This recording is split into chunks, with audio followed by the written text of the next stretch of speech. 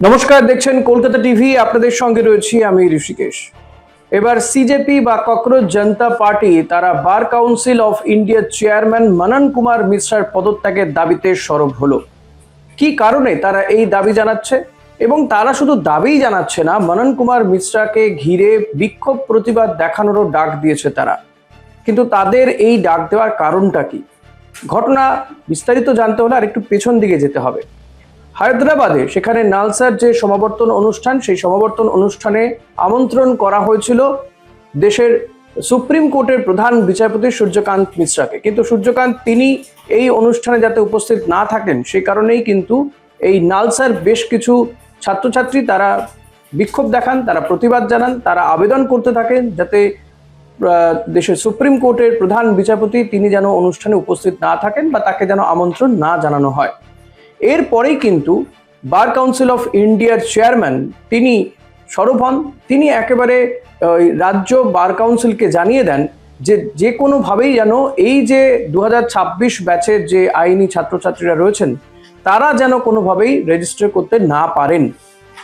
এই ঘটনা বা এই নির্দেশ দেওয়ার পরে পরে কিন্তু প্রবল সমালোচনার মুখে পড়েন। এমনকি প্রধান বিচারপতি সূর্যকান্ত তিনিও সরব হন। তিনি বলেন এই যে অতিরিক্তভাবে পদক্ষেপ করা বা এই ধরনের পদক্ষেপ করা থেকে যেন বার কাউন্সিল অফ ইন্ডিয়া বিরত থাকে।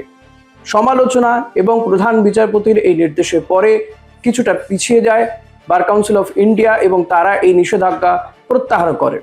এমনকি মনন কুমার মিশ্রা তিনিও ছাত্রছাত্রীদের উদ্দেশ্যে ক্ষমাও প্রার্থনা করেন। কিন্তু তাতেই থেমে থাকছে না সিজেপি। তারা বলছেন যে আইনি যারা ককরোচেস রয়েছেন বা আইনি ছাত্রছাত্রী যারা রয়েছেন সিজেপির, তারা কিন্তু এই বার কাউন্সিল অফ ইন্ডিয়ার চেয়ারম্যান মনন কুমার মিশ্রার পদত্যাগ পেয়েই ক্ষান্ত হবে। পদত্যাগ তারা সরব হয়েছেন এবং তাকে এনিহাও পদত্যাগ করতে হবে।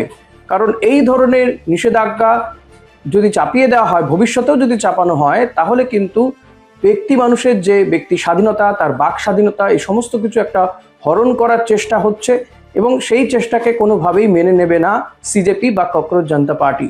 তাই তারা এবার বার কাউন্সিল অফ ইন্ডিয়ার চেয়ারম্যান মনন কুমার মিশ্রার পদত্যাগের দাবিতে সরব হয়েছেন।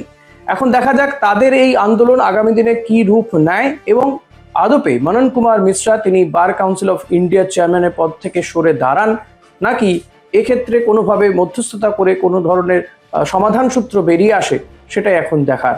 আপনাদের নজর রাখতে হবে কলকাতা টিভিতে রাত দিন 7।